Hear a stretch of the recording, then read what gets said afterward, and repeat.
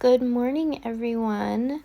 So today is my cleaning day. I do this once a week. I like to basically deep clean my house. I'll wipe down all the cabinets, sweep, vacuum, mop, and just kind of clean up everything that needs to be cleaned that has gotten dirty over the last week. I will also clean up the fridge a little bit and do all the dishes. I do dishes daily, but I'll just deep clean the dogs' bowls and their mats and then do whatever dishes were left over from last night. And I really like to do this cleaning once a week. It really sets my day up for success.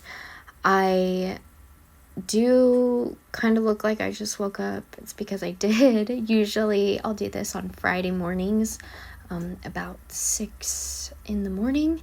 The first thing I do is I wake up, I make coffee, and I start my cleanings. If I don't do this, I probably will put it off and won't do it. So I just like to start my day off with this deep clean. It really makes me feel good for the rest of the day, and it really wakes me up in a way. I personally love cleaning. I love my cleaning days. Some weeks I'm really looking forward to cleaning and doing my deep cleanings for the week. The other reason why I really like to clean is obviously I like a clean home. I thrive in a clean environment. I don't often like to be in a dirty environment. I love a clean environment. It makes me feel good and it makes me feel energized and motivated. If my house is not cleaned, that will be the only thing on my mind, and I will not be able to get the work done that I need to get done. So that is another reason why I like to clean. I put the dogs away sometimes and I just go at it. I actually was watching a Halloween movie. I was watching Nightmare on Elm Street, and so that was kind of interesting to have in the background. It is now about 11, almost 11. I finished my cleaning and now I'm just having some soup and I'm waiting for a few things to be done, and then I'm gonna go and head over to my mom's, drop the second loaf of pumpkin bread over to her house, and then I'm gonna go to Fred Meyer to go grocery shopping. And I also want to hit up this one market that I have never been to, which is kind of a surprise because I've always lived in this town and always have drove by the market, but I've never gone in. So I want to go check out that market today. I'm just eating some soup. I made this yummy soup last night with whatever leftover I had in my fridge. So I had leftover rice, butternut squash, and peas, and then I just added some not carrots, but onions and garlic and a few seasonings. The soup is pretty good. It's a little plain, but it's a good plain. It doesn't have a lot of flavor, but the flavors that are in there are pretty good. The seasoning that I really like, if I can find it, it's right here. It's celery seed. If you don't like the texture or the consistency of celery like me, but you still love the flavor of it, it's just such an amazing flavor, especially to add to soups and stuff. Celery seed is like, it made the soup taste like there was actual celery in there. So I think that's why it's so good. It's just plain, but good. We are now at the market. I absolutely loved this market. I didn't get too much footage of it inside, unfortunately, but outside they had a bunch of beautiful different plants and flowers and a lot of different fruits and of course pumpkins. And then inside they had just basically anything that a little market would have, but I think it's mainly geared towards local items. They had a deli section with different meats and cheeses. They had a bunch of pickled things. They had a lot of produce in there as well, and just a bunch of a small variety of different things, but they were all local.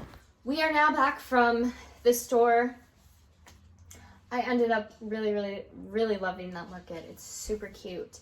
I want to start going shopping there more often just because I think most of the things that they have in that market are locally made and produced. I only got 2 things because I already spent, I think, $135 at Fred Meyer, so I didn't want to spend too much.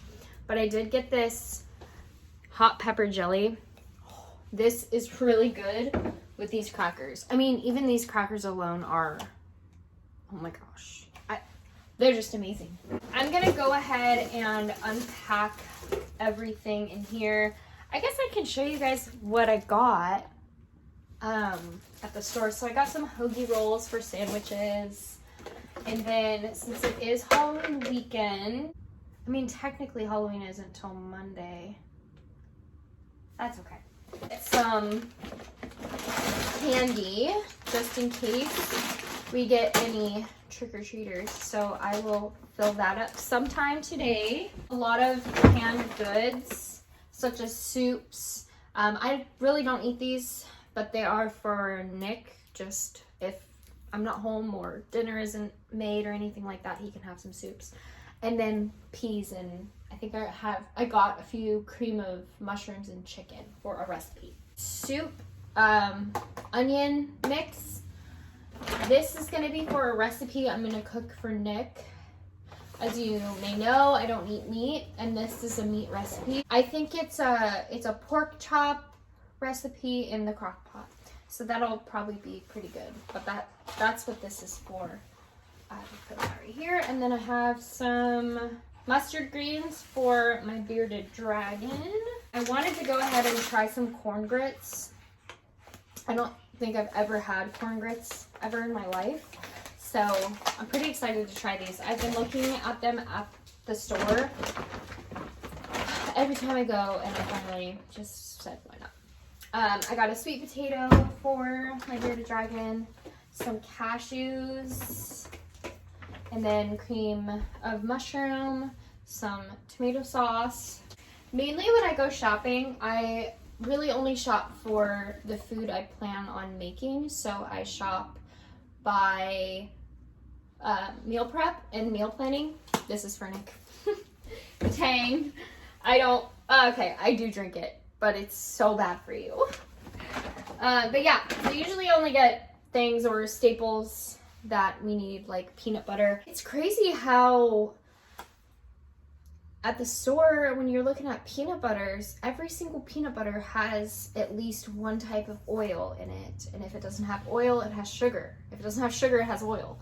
But I was able to get a crunchy peanut butter that just has peanuts in there. Did have to pay a little bit extra for it, of course, it just doesn't make any sense because it just has one ingredient. Got 3 heads of garlic. We're gonna make a fermented honey garlic. I've been really wanting to try fermented garlic, and it's good for when you are coming up with a cold. And garlic was 3 for $2, so that was a really good deal. Some better than bouillon vegetable, and then again, sometimes I get him some snacks in case dinner's not ready and he's hungry when he gets home. Usually, sometimes he doesn't eat all day if I don't pack him a little sandwich. But mainly, I try to go shopping for all of my recipes and my meals that I plan out for the upcoming week. That's why I kind of like to go shopping on Fridays. I will make my meal plan on Thursday night, and then I will add everything I need to my grocery list. And of course, some things end up falling into my cart, but it's pretty easy that way. I've noticed I spend a little bit less, and meals are planned for the week. Red leaf lettuce, just for salads. And then I also got these pork chops for the pork chop recipe in the crock pot. Some deli sliced cheese for sandwiches. Some more butter because I think I need more butter. And I need butter, a lot of butter for some of my recipes next week. Feta cheese, cottage cheese, some freshly made salsa. I think this is local. This is local. So I wanted to try that. And then I just got some frozen veggies. I got broccoli and peas, milk for a couple of things I want to bake, and also cereal. Sometimes when I go to the store, I like to get something that isn't super healthy. You can't always be healthy. Let's be really realistic here. Maple syrup and more canned goods, and then I also got fresh zucchini and fresh broccoli. Finish putting all of this stuff away, and then we're gonna go ahead and get started on our fermented honey and garlic. I have 2 heads of garlic here, and the recipe called for about a half of the jar to be filled with garlic cloves. So I assume, honestly, 1 head would probably be okay. I did realize that I do not have enough honey, but I'm gonna go ahead and peel all of the garlic now, and then I'll just run to the store later and get some more honey, because I really don't think this is gonna be enough. And my honey is very crystallized, so I might need to microwave it to make it more runny.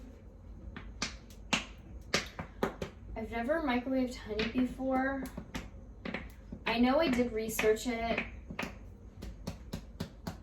and it did say it was fine. It was perfectly fine to eat if it's like this. In order to start this fermentation, it needs to be a little bit more runny, just because I'm gonna be flipping the cup every single day, and so it needs to not be as thick as this.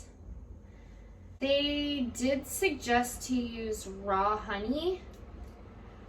This doesn't say that it is raw honey, so I might just not use this one, just to be safe.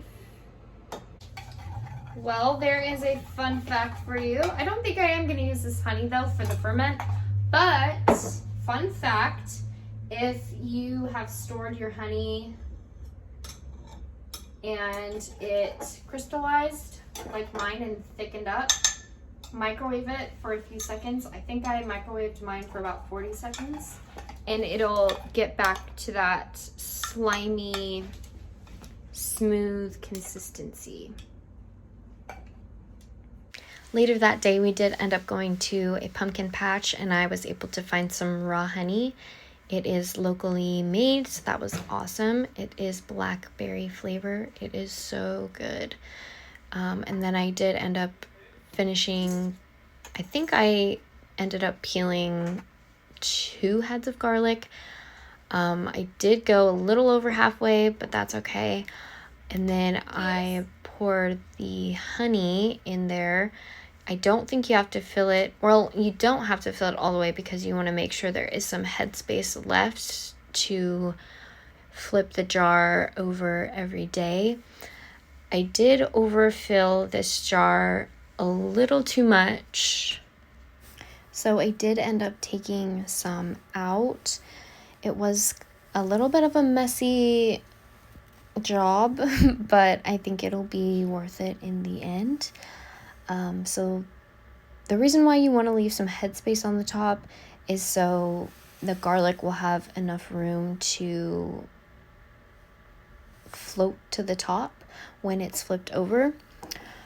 And you do want to make sure to flip your garlic honey ferment over every single day to make sure that the garlic cloves get covered with honey so they don't produce any mold or anything like that. You want to make sure all of that garlic gets covered by the honey. And you can already see that the honey is trying to sink to the bottom. There's a little bit of bubbles coming up. I think that's just oxygen or just air pushing its way through the honey. And I'm just kind of waiting for all the honey to sink down to the bottom. I did end up putting more in there than I needed, like I said, but I couldn't tell because the honey was so slow at sinking to the bottom. I was just getting really, really impatient. So yeah, I did have to take a lot of that honey out, which is totally fine because I can use that honey for another thing. It is such good honey.